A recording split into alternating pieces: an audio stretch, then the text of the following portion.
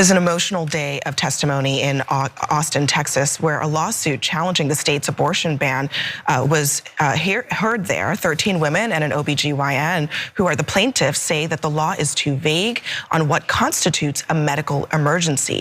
I've had to watch twin A, Isla, deteriorate more and more. Every ultrasound, and I had to give birth to an identical version of my daughter without a skull and without a brain. And I would have had to hold her until she died. She told me that my daughter has been diagnosed with anencephaly, and that means that her skull and her brain is not fully developed. And that she was sorry, and I didn't have any option. I was pregnant. She then called in a caseworker. Caseworker came in, and they handed me a paper that said funeral homes on top of it. We just saw excerpts from the incredibly raw and brave testimony of a group of 13 women in Texas who were denied abortions under the state's new laws that have followed the destruction of Roe v. Wade and are now suing the state. And to be able to hear those experiences and to not care, to think that the law should stay the way it is incomprehensible to me, and I think to a lot of people. But that said, they have been abused by a law that remains in effect, a law that, like many of the laws that have been passed since Roe v. Wade was destroyed, has made abortion unacceptable, banned, but with caveats. So the caveats being generally the health of the person who's pregnant, the viability of the pregnancy. So those things, as we have pointed out repeatedly, and I will never miss an opportunity to point out, is one thing to write on a piece of paper, and it is another thing to attempt to have your particular tragic circumstances fit into that in reality. And what these women have experienced is what women have experienced in many of these states, which is they wrote a vague thing on a piece of paper and they cannot actually have it affect the terrible circumstances that they end up in, because doctors see it as contradictory. Doctors see it as too much of a risk.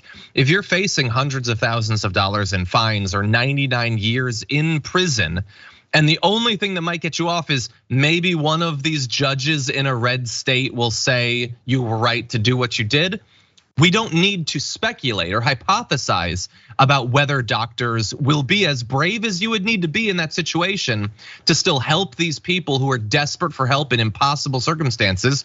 We know based on these experiences, that's not the way it goes. And now every single day, we are adding to the list of people who have been forced to experience things that no one should ever experience, hoping perhaps that the lawsuit that they are pursuing, that is probably resulting in them being harassed and attacked endlessly online, could maybe lead to a just or compassionate result from a court of appeals, or like fingers crossed the Supreme Court. I can't imagine that they would be swayed by this, but as terrible as it must be for them to relive their experience, look, thankfully it allows those of us for whom this is slightly more abstract to understand these terrible circumstances and to hope that something will be done. Brett, what do you think? I don't think that people who are against abortion are trying to make this situation happen. I don't think they relish it, but I do think they are guilty of their ignorance. Now, at this point, it is willful. They are unaware and they're happy that way. And this happens a lot in politics. There is this whole group of people that are actively voting that have been catered to by political messaging to get in the race so that they can help one party get in power. But essentially, it's like someone who's asleep comfortably or lying down comfortably in their bed, and they just keep like flipping the pillow over to find the cool side, and it makes them feel good. And that's it. That's the only way that making laws like this affect those people. When you make a law like an abortion ban that's vague, you're just like, oh, I don't care. It makes you feel good in your already comfortable world. Yeah. And it's so easy for them not to watch this. And it's so easy for them as fundamentalists, I hate to break it to you, you are a fundamentalist, you're a zealot, You're the bad guy in this situation. It is so easy for you to say, to cop out and say, well, my God told me not to. And that and then say really weird, messed up things that I've heard people say before, where it's like, it's God's plan. That's your God that you like? That's not an answer. Tell me more about the plan. Oh, I can't know his plan, but there's something good. You're gonna learn something from it. I don't need to, because at the end of the day, the baby's still dead. All I have is this horrible experience. Oh, but it makes you stronger for heaven. Well, it felt like hell. You want to have a little bit more details of what is apparently part of that plan? Okay. We've got some numbers. So in 2022, about 2,200 infants died just in Texas. That is an increase of about 11.5% over the previous year. Infant deaths caused by severe genetic and birth defects rose by 21.6%.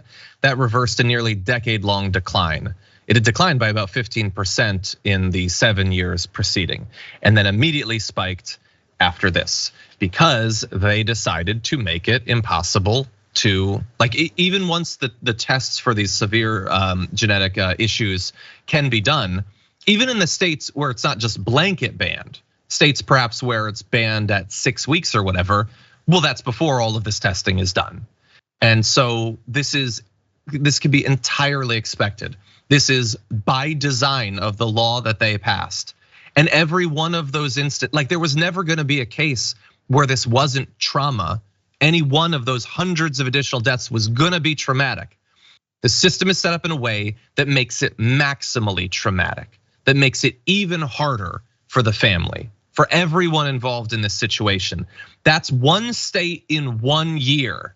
And now you go across the many, many states doing bans like this on into perpetuity. And think about all of the countless hundreds, thousands of needless traumas that they are producing.